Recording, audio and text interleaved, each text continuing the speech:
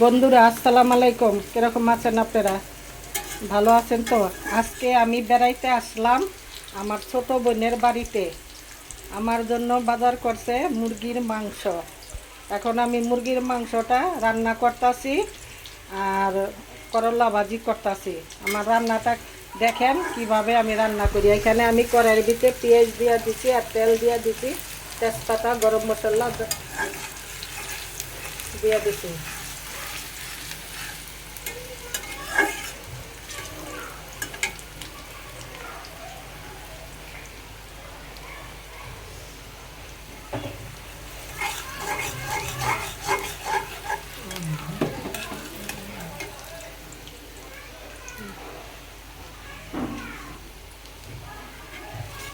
পেঁয়াজটা একটু লাল লাল হবে, তারপরে আমি হলুদ মরিচ সবই দেওয়ার চেষ্টা করব।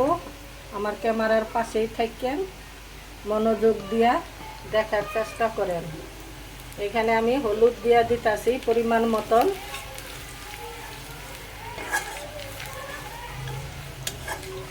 মরিচটা দিয়ে দিছি, দেখাইতে পারি নাই, তার জন্য মনে কোনো দুঃখ নিয়েন না। এখন আমি ক্যামেরাটা একটু ডিস্টার্ব করছিল, তার জন্য। এখন আমি ধনিয়ার গুঁড়া দিয়ে দিতেছি পরিমাণ মতন। হ্যাঁ,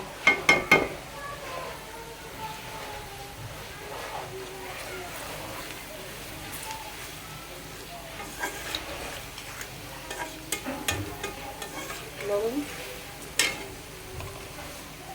এই লবণটা দিয়ে দিলাম, লাগলে আবার দিব।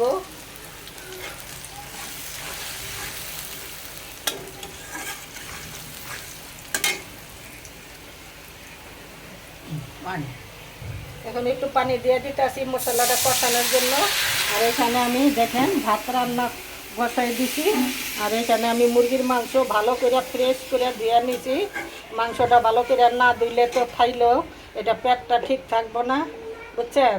মাংসটা সুন্দর করে ধুইছি, এই দেখেন আমার মাংসটা।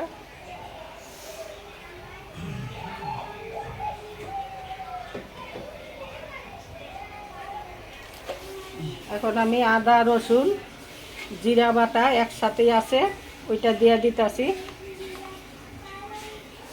হুম,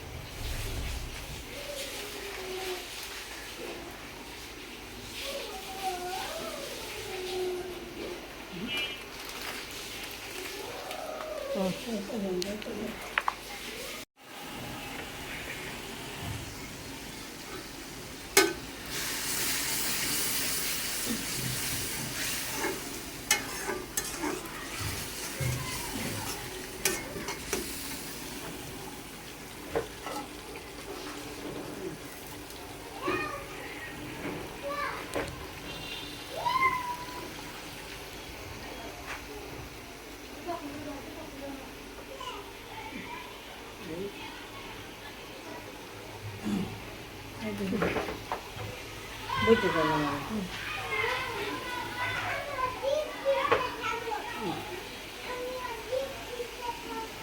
বন্ধুরা, এখন আমার মশলাটা কষানো হয়ে গেছে। এখন আমি মাংসটা ঢেলে দিব। এই দেখেন আমার মাংসটা ঢেলে দিতেছি। ক্যালেন্ডারে সবাই মিল্লা সাবস্ক্রাইব করে দিয়েন, সবাই মিল্লা শেয়ার করে দিয়েন, প্রবাসী ভাইদের কাছে পৌঁছাইয়া দিয়েন আমার ক্যালেন্ডারে, সারা বিশ্বে দেখুক। এইটাই আমার কামনা, এইটাই আমি চাই। আমার চ্যানেলের পাশে সবসময় থাকবেন, মনোযোগ দিয়ে দেখবেন, ঠিক আছে। রান্নাটা শেষ পর্যন্ত দেখেন। নাতি ভাইকে লইয়া টইয়া খাইয়েন। নাতি ভাইরা তো আবার মাংস খাইতে চায় খালি, বুঝছেন। নাতি ভাইগো মাংস মাংস দিয়ে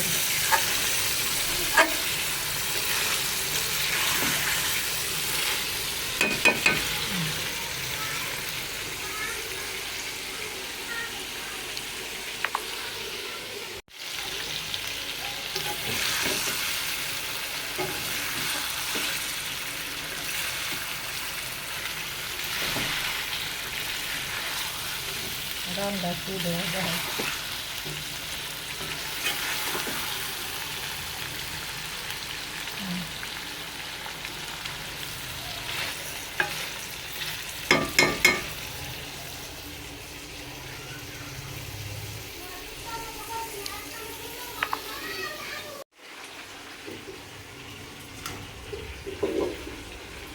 আলুটা দিয়া দেবো আলুটা একটু হালকা ভাপ দিয়ে নিছি তাড়াতাড়ি সিদ্ধ হয়ে যাবে একটু পরে দিয়ে দিতেছে আলুটা বুঝছেন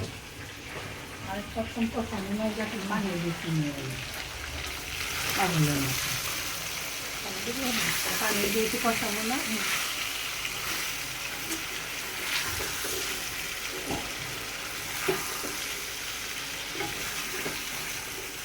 রান্নাও দিতে যাবে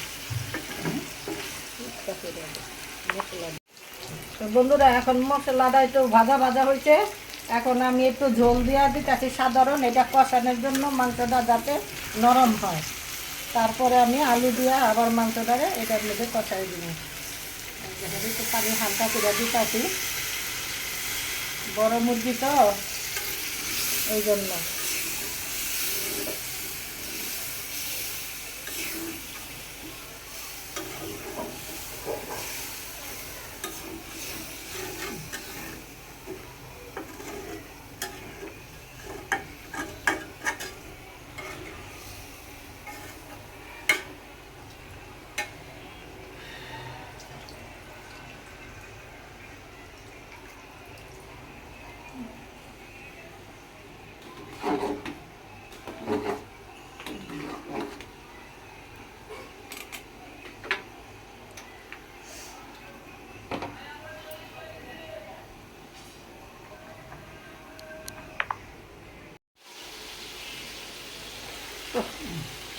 বন্ধুরা এখন আমার রান্না কষানো হয়ে গেছে মুরগির মাংসটা আর এখন আমি আলুটা যে হালকা ভাপ দেখিয়ে দিছিলাম এই আলুটা আমি এখন ঢাইলা দিতেছি এটার সাথে ভালো করে কষাইয়া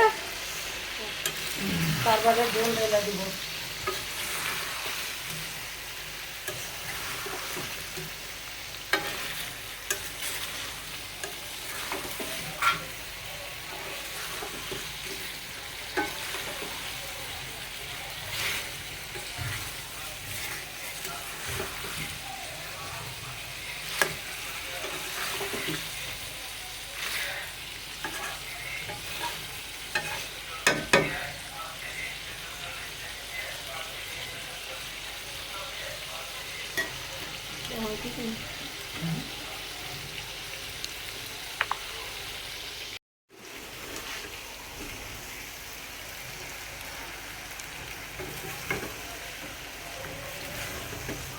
এরকম করে ভাজা ভাজা করে কষাইবেন কষানোর পরে মাখা মাখা ঝোল করে রান্না করবেন তরকারিটা দিয়ে আপনি পিচ্ছা পিচ্ছা ভাত খেতে পারবেন বুঝছেন এখন আমি অল্প করে ঝোল ঢেলে দিব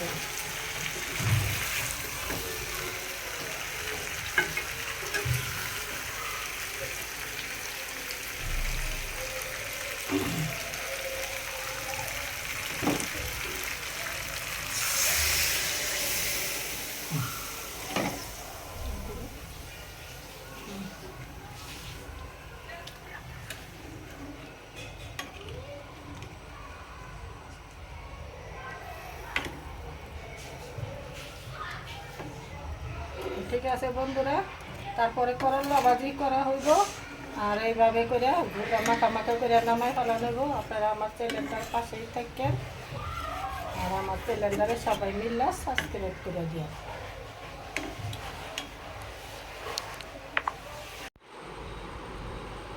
এখানে তরকারি রান্না করে আমি ছোট পাতিলার ভিতরে ঢাইলা রাখছি আর এখানে করলা আলু দা ভাজি করছি